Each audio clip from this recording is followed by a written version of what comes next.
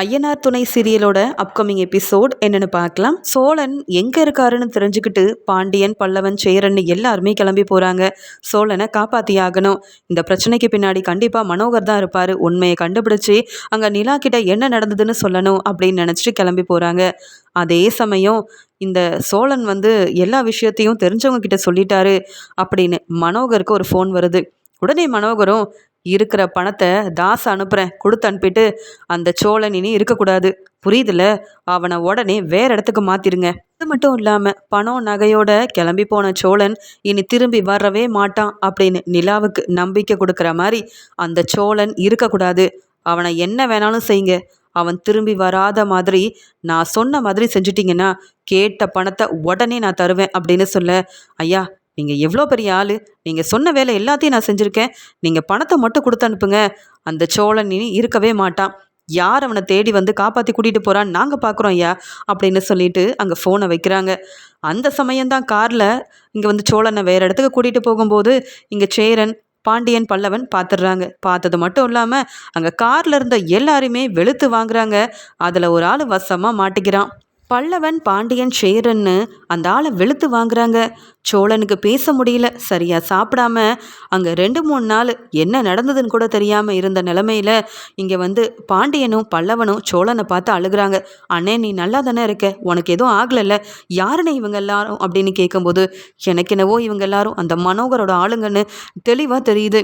ஆனால் இந்த ஆளை வெளுத்து வாங்கினாதான் ஏன் இப்படி செஞ்சாங்க, அந்த பணம் எங்கே, நகை எங்கேன்னு எனக்கு தெரிய வரும். பணம் நகையை நான் கொண்டு போய் நிலா கிட்ட திருப்பி கொடுக்கணும், இல்லைனா நிலாவே என்னை தப்பாக நினைப்பா. நான் தான் அந்த பணத்துக்கும் நகைக்கும் ஆசைப்பட்டு எடுத்துகிட்டு போயிட்டேன்னு எல்லாரும் என்னை பற்றி தப்பாக தான் கண்டிப்பாக சொல்லி தருவாங்க. அந்த மனோகரை பற்றி எனக்கு ரொம்ப நல்லா தெரியும்.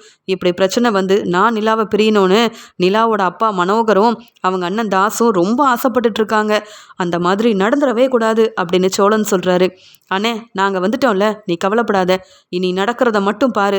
அதான் இந்த ஆள் மாட்டிக்கிட்டானே, இவனை வச்சு பிரச்சனையில் யாரெல்லாம் இருக்காங்க அப்படின்ற உண்மையை நாங்கள் வெளியில் கொண்டு வரோன்னே, நீ ரெஸ்டடுனே அப்படின்னு சொல்ல, காரில் சோழனை மெதுவாக உட்கார வச்சுட்டு இவங்க 3 பேருமே அந்த ஆளை வெளுத்து வாங்குறாங்க. உடனே அவருக்கும் தாங்க முடியல, என்னை விட்டுருங்க, நீங்கள்லாம் பார்க்க ரொம்ப நல்லவங்களா இருக்கீங்க அப்படின்னு சொல்ல, நாங்கள் நல்லவங்க தான், ஆனால் நீ செஞ்ச வேலை தான் எங்களுக்கு பிடிக்காத வேலை.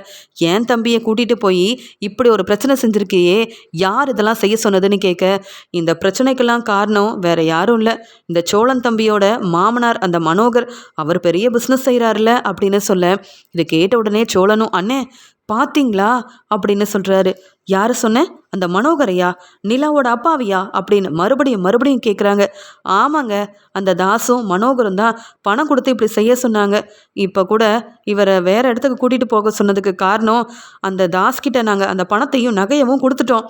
ஆனால் இந்த சோழன் இருக்கவே கூடாது, என் பொண்ணு நிலாவோட வாழ்க்கையில் இந்த சோழன் வந்ததுக்கு அப்புறமா ரொம்ப பெரிய பிரச்சனை, எங்கள் பொண்ணு எங்கள் கூட தான் இருக்கணும், அதனால் சோழன் இருக்கவே கூடாது, அவனை என்ன வேணாலும் செய்யுங்கன்னு இப்போ தான் ஃபோன் பண்ணி மனோகர் சொன்னார் அப்படின்னு சொன்னதை கேட்டுட்டு அங்கே சேரனால் இதை கேட்டு தாங்க முடியாமல் என் தம்பிக்கே பிரச்சனை செய்கிறாரு மனோகர், பணத்துக்காக நீங்கள்லாம் என்ன வேணாலும் செய்வீங்களா அப்படின்னு பலார்னு அந்த ஆளை வெளுத்து வாங்குறாரு.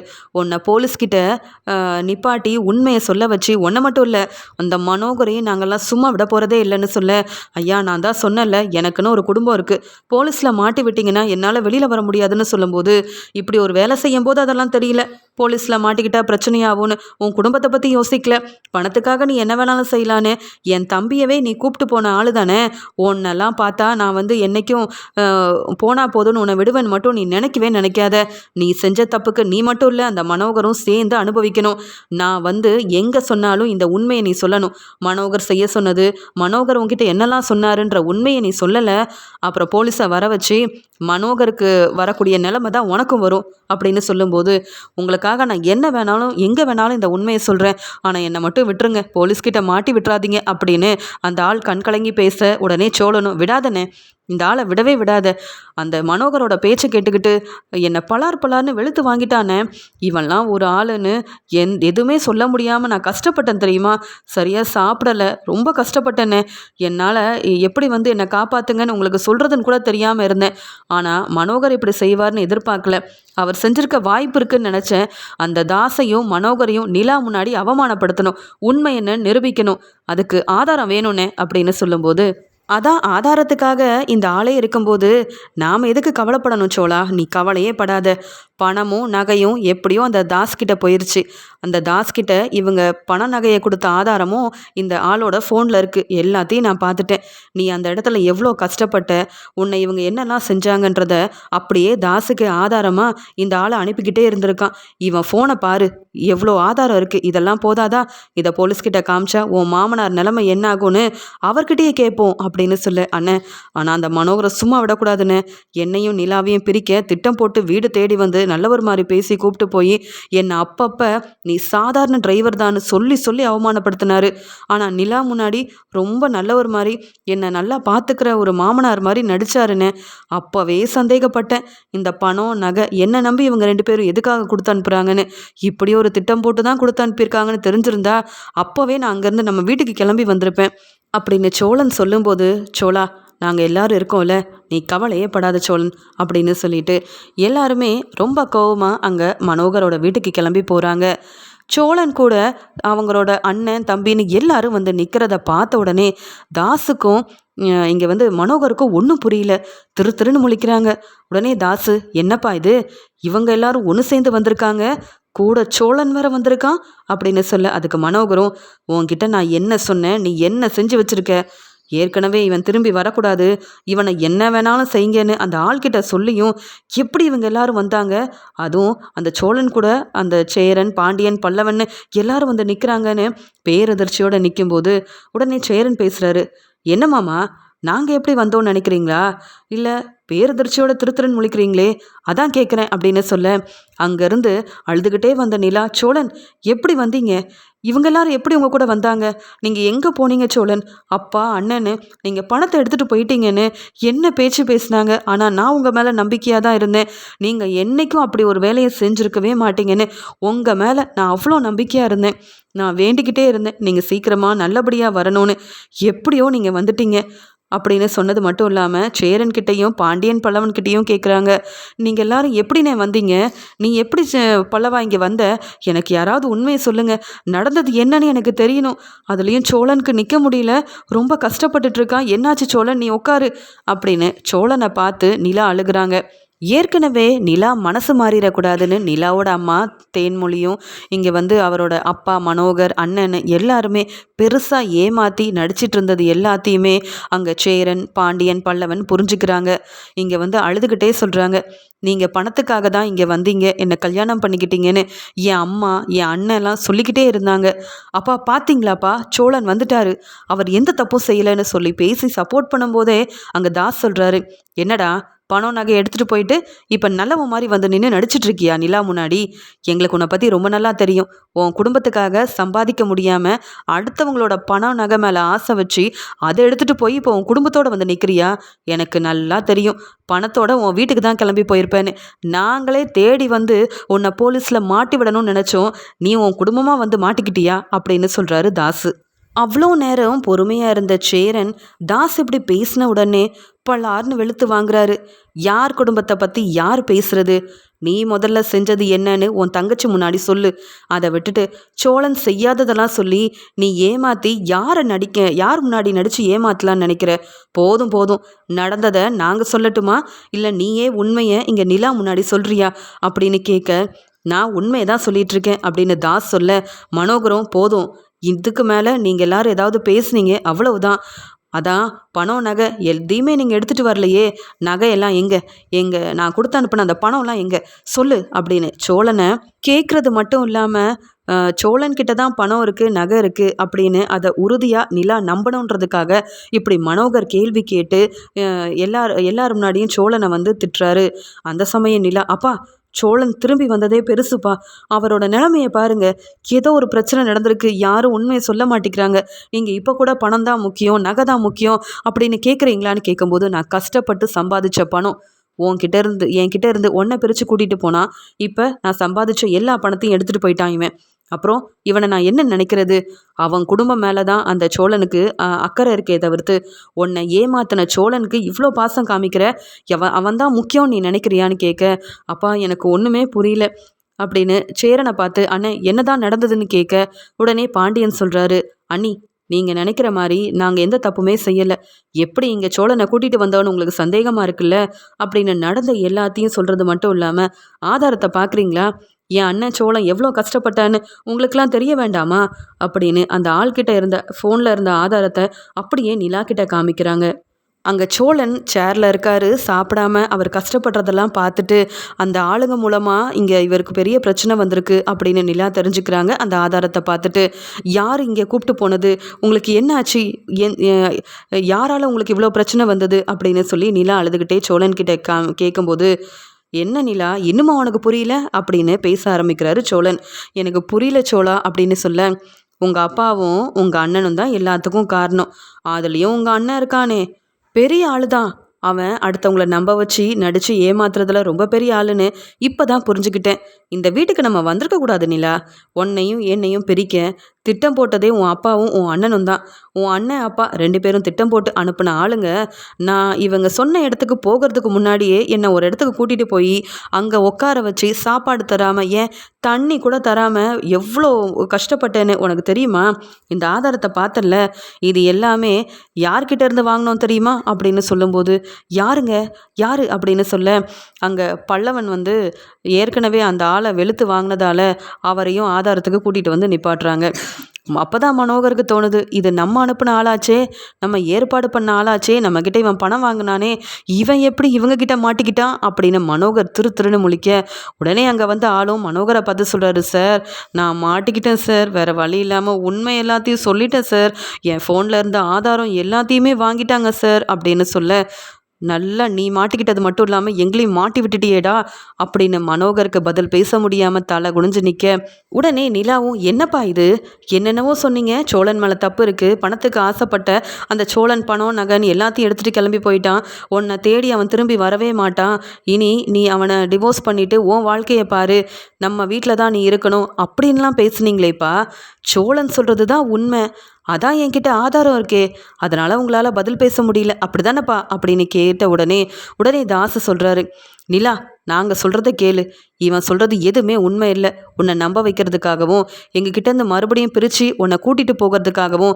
இவங்க எல்லாரும் சேர்ந்து நடித்து ஏமாற்றிட்டுருக்காங்க. அது மட்டும் இல்லாமல் இவங்கள நம்புனா அந்த வீட்டில் போய் நீ கஷ்டப்படணும், நம்ம பணத்தை ஏமாற்றணும்னு நினச்ச இந்த சோழனையா நம்பி போகிற, எங்கள் பேச்சு நீ கேட்க மாட்டியான்னு கேட்ட உடனே, யாரை ஏமாற்றணும்னு சொல்லிகிட்ருக்க, நீ தான் எங்களை ஏமாத்தின, நீ தான் நம்ப வச்சு எங்கள் அண்ணங்கிட்ட ஏமாற்றி பணத்தை கொடுத்து விட்டு ஆளுங்களை அனுப்பி பணத்தையும் எடுத்துக்கிட்டு எங்கள் அண்ணன் நிலைமையை பாருங்க அப்படின்னு பாண்டியன் ரொம்ப கோவத்தில் தாசை பலார்னு வெளுத்து வாங்குறாரு மனோகர் முன்னாடி. மனோகரால் எதுவுமே செய்ய முடியல, ஏன்னா அவங்க பக்கம் நியாயமே இல்லை, தப்பு செஞ்சது எல்லாமே நாம தான், வசமாக மாட்டிக்கிட்டோம், நம்ம ஆள் வேற அவங்க கிட்ட மாட்டிக்கிட்டானே, நம்ம எதுவும் பேச போய் பிரச்சனை வந்துருச்சுன்னா போலீஸ் வந்துட்டாங்கன்னா என்ன செய்ய அப்படின்னு நினச்சிட்டு மனோகர் எல்லார்கிட்டையும் மன்னிப்பு கேட்டுடலாமா அப்படின்னு நினைக்கிறாரு. பாண்டியன் வெளுத்து வாங்கினதால தாஸுக்கு பேச முடியல, அப்படி வெளுத்து வாங்கிடுறாரு.